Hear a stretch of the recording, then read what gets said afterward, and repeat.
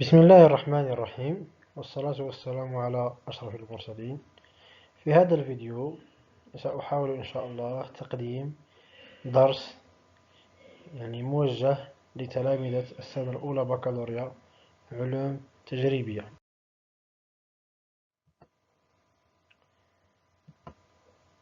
الدرس هو تحت عنوان Dérivabilité du fonction numérique. هذا الدرس سأحاول تقسيمه إلى عدة فقرات. هذا الفيديو الأول إن شاء الله سيتناول الفقرة الأولى. La leçon qu'on va traiter dans cette vidéo, c'est la leçon de dérivabilité d'une fonction numérique. Donc ce cours-là, j'ai essayé de le diviser en plusieurs parties. Donc dans cette première vidéo, on va voir la première partie de ce cours-là.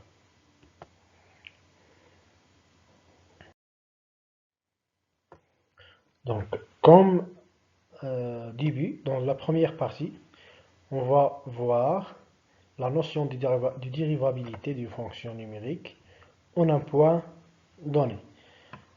Donc premièrement, on va essayer de donner une définition à la dérivabilité d'une fonction numérique en un point.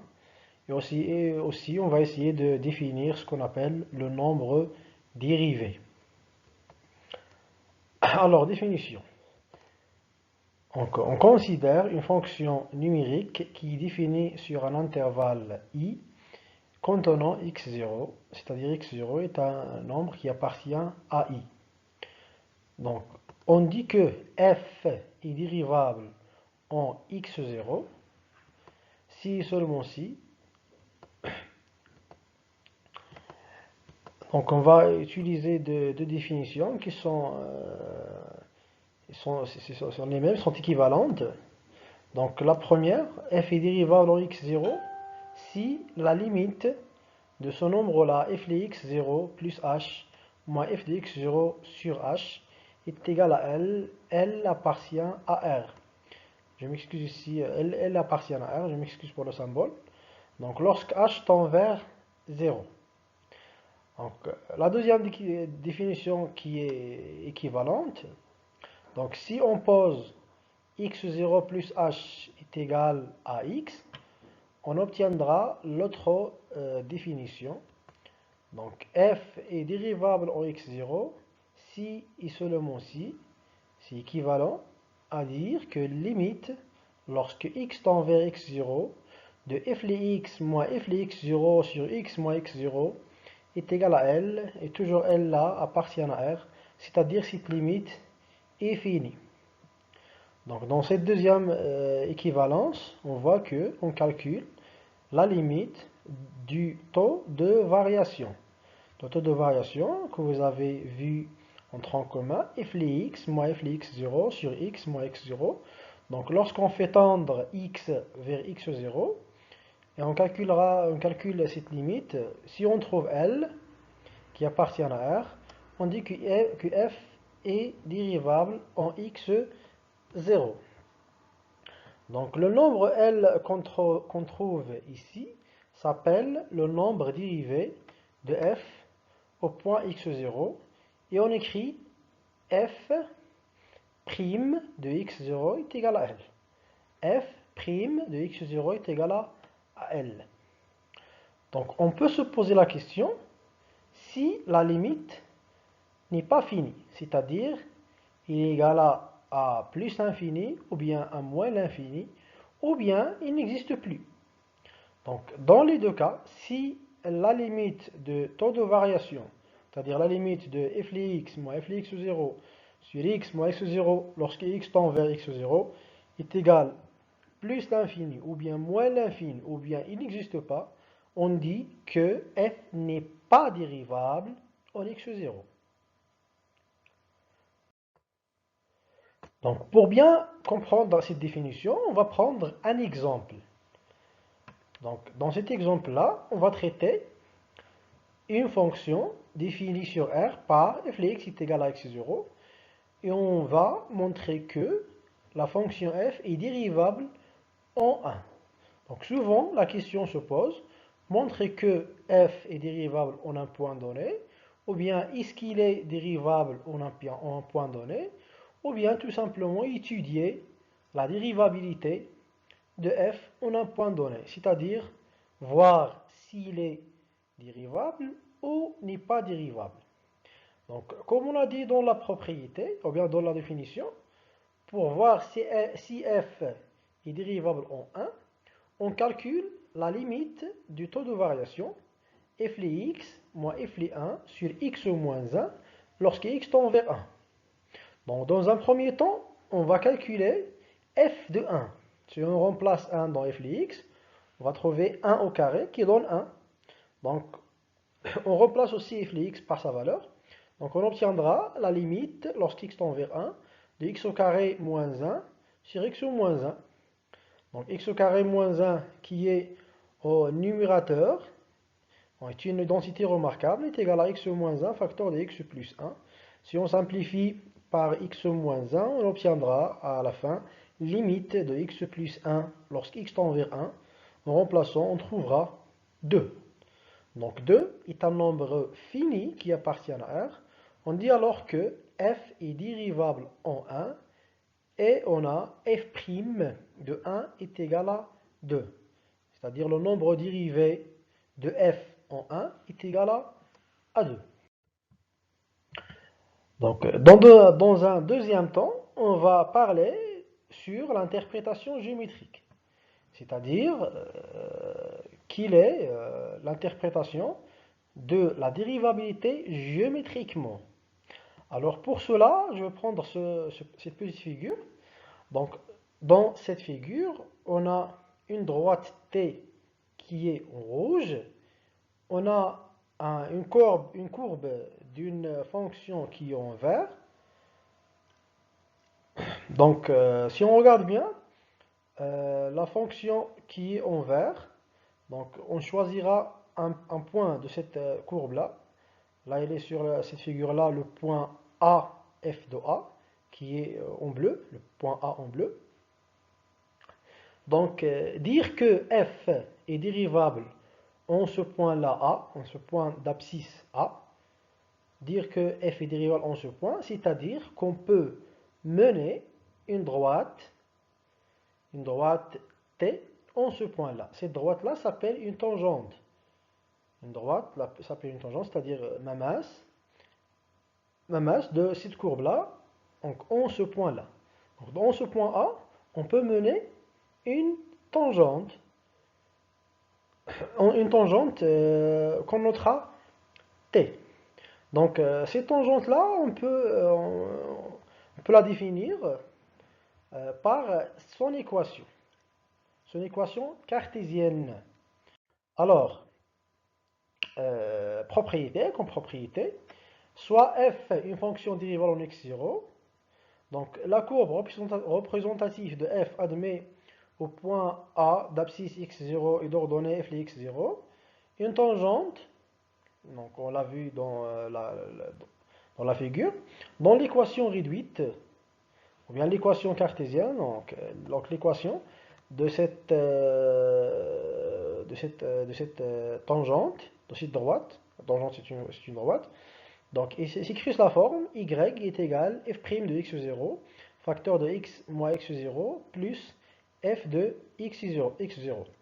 Donc cette équation nous permet de donner une équation réduite ou bien une équation cartésienne de la droite ou bien de la tangente t tangente à la courbe représentative de f au point x0, f de x0. Cette équation est très importante parce que vous allez le voir dans plusieurs cours à venir, donc plusieurs cours, surtout au baccalauréat. Et même à l'examen national du baccalauréat, on pose souvent une question sur la détermination de l'équation de la tangente à une courbe C de f en un point donné. Donc, pour bien comprendre les choses, On va prendre un petit exemple. Alors, on va choisir une fonction numérique définie sur R toujours par f de x est égal à 4x au carré.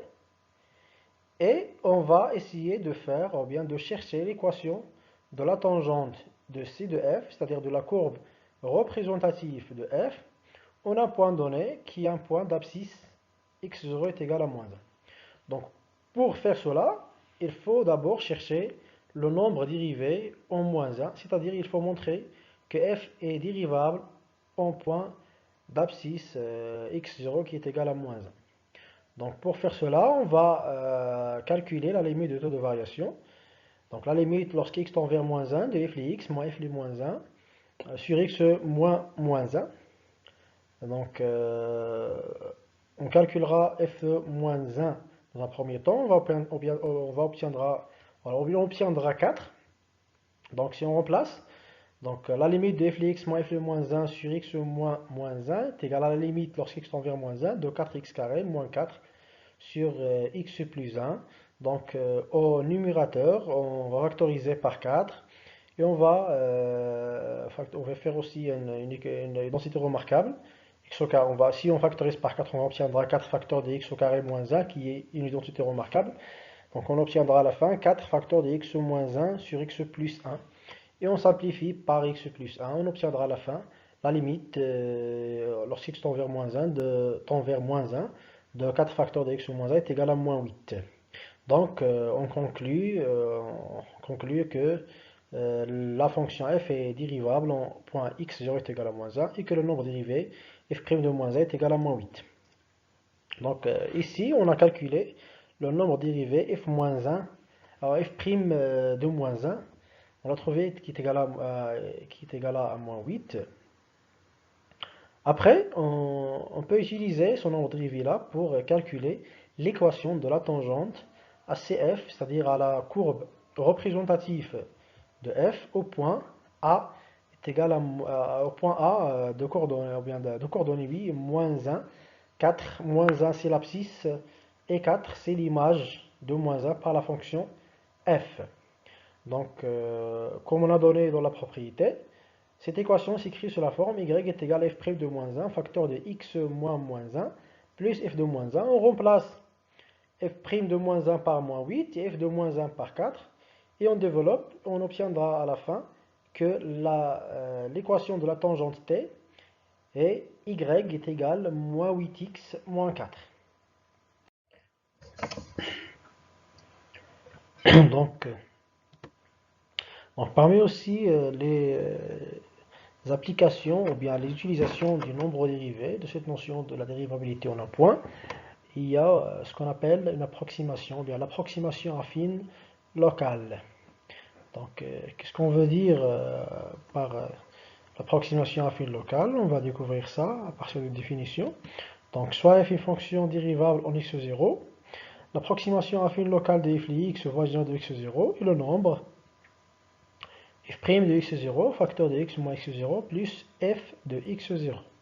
C'est-à-dire, on peut remplacer le nombre f de x par une valeur approximative au voisinage de x0.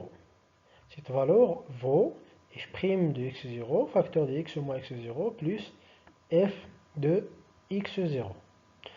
Donc, pour être plus clair, si on a une fonction f dont l'expression f de x est un peu compliquée et on veut calculer la valeur d'un nombre, ou bien l'image d'un nombre par cette fonction f, donc au voisinage de x0, on peut remplacer f de x par une valeur approximative qui est un plus simple à calculer, qui est f' de x0, facteur de x moins x0, plus f de x0, mais seulement valable au voisinage de x0.